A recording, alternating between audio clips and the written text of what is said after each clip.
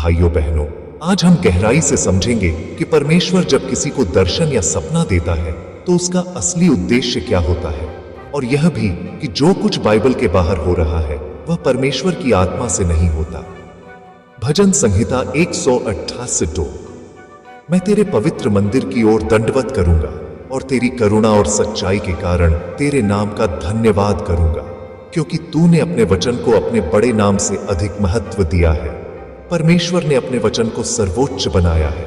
वह अपने वचन से बाहर काम नहीं करता। यदि किसी को दर्शन, भविष्यवाणी या सपना मिलता है तो वह बाइबल के वचन के अनुकूल ही होगा। 2 तीमुथियुस 3:16-17। हर एक पवित्र शास्त्र परमेश्वर की प्रेरणा से रचा गया है और उपदेश और समझाने और सुधारने और धर्म की शिक्षा के लिए लाभदायक है, ताकि परमेश्वर का जन सिद्ध बने और हर एक भले काम के लिए तत्पर हो जाए। बाइबल पूर्ण है।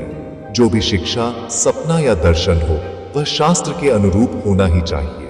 तो यदि आज कोई कहे कि मुझे ऐसा दर्शन मिला है, ऐसा सपना मिला है, पर वह वचन के बाहर है, तो वह परमेश्वर की ओर से नहीं है। यह हमारी आत्माओं को बांधने के लिए एक चेतावनी है। गिनती 12:6।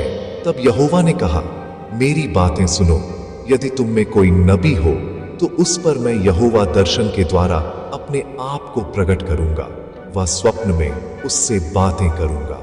यह तब हुआ जब शास्त्र पूरा नहीं हुआ था। परमेश्वर अपने लोगों को आने वाले संदेश देता था ताकि वह लिखे और आगे पहुंचाए। 1 शमूएल 3:1। और वह बालक शमूएल एली के सामने यहोवा की सेवा टहल करता था, और उन दिनों में यहोवा का वचन दुर्लभ था और दर्शन कम मिलता था। वचन का समय आने पर दर्शन बढ़ते थे। जब वचन दुर्लभ था तब दर्शन भी कम होते थे।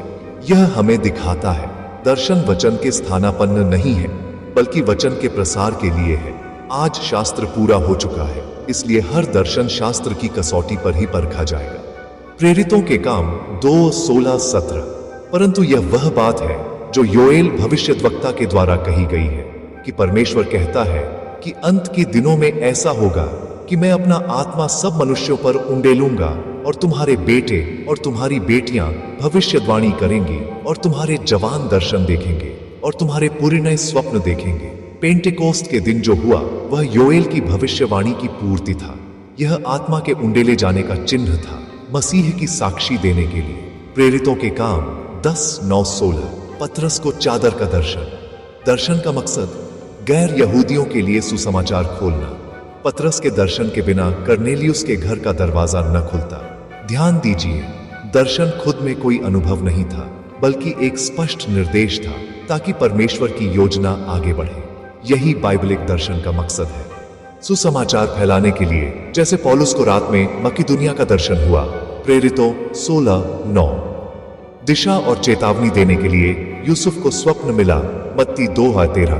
बालक को लेकर मिस्र भाग जा, भविष्य के बारे में प्रकट करने के लिए यूहन्ना को प्रकाशित वाक्य का दर्शन मिला, प्रकाशित वाक्य 1:1। प्रेरितों के काम 16:9-10। और पौलुस ने रात को एक दर्शन देखा कि एक मकिदुनी पुरुष खड़ा हुआ, उससे विनती करके कहता है कि पार उतरकर मकिदुनिया में आ और हमारी सहायता कर। उसके यह दर्शन देखते ही हमने तुरंत मकिदुनिया जाना चाहा, यह समझकर कि परमेश्वर ने हमें उन्हें सुसमाचार सुनाने के लिए बुलाया है। दर्शन ने मिशनरी दिशा दी। परिणाम, यूरोप में सुसमाचार की शुरुआत। इसलिए सच्चा दर्शन या सपना आपको एक काम के लिए प्रेरित करेगा, आत्माओं को यीशु के पास लाने के लिए। यदि यह मकसद नहीं है तो वह परमेश्वर की ओर से नहीं है। झूठ दर्शन भी होते हैं। आइए वचन देखते हैं। यिर्मयाह 33:16। सेनाओं के यहोवा ने तुमसे यूं कहा है, इन भविष्यद्वक्ताओं की बातों की ओर जो तुमसे भविष्यवाणी करते हैं कान मत लगाओ, क्योंकि ये तुमको व्यर्थ बातें सिखाते हैं। ये दर्शन का दावा करके यहोवा के मुख की नहीं, अपने ही मन की बातें कहते हैं। कुलुस्सियों 2:18। कोई मनुष्य दीनता और स्वर्गदूतों की पूजा करके तुम्हें दौड़ के प्रतिफल से वंचित न करे। ऐसा मनुष्य देखी हुई बातों में लगा रहता है और अपनी शारीरिक समझ पर व्यर्थ फूलता है। बाइबल स्पष्ट कहती है, ऐसे दर्शन स्वप्न जो वचन से बाहर हों, वे मनुष्यों के मन या दुष्टात्माओं से होते हैं। यह आज भी हो रहा है। आज कई लोग कहते हैं, मैंने परमेश्वर को देखा, मैंने स्वर्ग देखा, पर वे बातें शास्त्र से मेल नहीं खाती। भाई बहनों, यह परमेश्वर नहीं बल्कि शैतान का छल है। गलातियों 1:8। परंतु यदि हम या स्वर्ग से कोई दूत भी उस सुसमाचार के सिवाय जो हमने तुम्हें सुनाया है, तुम्हें कोई और सुसमाचार सुनाए, तो वह शापित हो। कोई भी नया दर्शन, चाहे वह कितनी भी चमक धमक वाला हो, यदि वह बाइबलिक सुसमाचार के विरुद्ध है तो वह शापित है। वचन अंतिम कसौटी है। यही कारण है कि हमें हर अनुभव को, हर भविष्यवाणी को, हर स्वप्न को बाइबल के वचन पर परखना होगा। यदि कोई कहे मुझे परमेश्वर ने बताया, आप पूछिए कौन सा वचन। यदि कोई दर्शन या सपना कहे, आप जांचिए क्या यह यीशु को महिमा देता है, क्या यह वचन के अनुरूप है, क्या इससे आत्माएं बच रही हैं। यदि उत्तर नहीं है, वह परमेश्वर की ओर से नहीं। 1 यूहन्ना 4:1। हे प्रियो, हर एक आत्मा की प्रतीति न करो, परंतु आत्माओं को परखो कि वे परमेश्वर की ओर से हैं या नहीं। हमारा कर्तव्य है आत्माओं को परखना। पवित्र आत्मा हमेशा यीशु की गवाही देता है और वचन की गवाही देता है। वह अपने आप को वचन के बाहर कभी प्रकट नहीं करता। प्रेरितों के काम 17:11।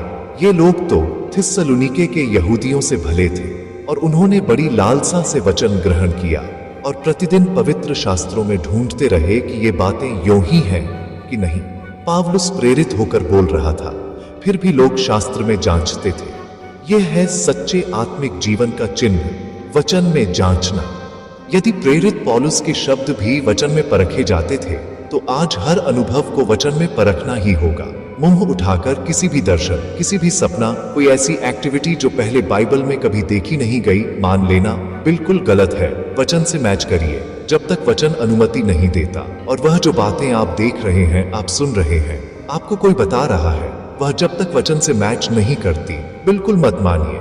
डंके की चोट पर बोल रहा हूं, बिल्कुल मत मानिए। गलत सुनने से फिर आप गलत चलोगे। समझ रहे हो? यहाँ 2 बातें हैं। पहले गलत सुना और उसे पर चलना, इससे आप अपना उद्धार हो सकते हो। सच्चा दर्शन क्या करेगा? 1. आपको मसीह के करीब लाएगा, यूहन्ना 16:13-14। 2. आपको पाप से अलग करेगा।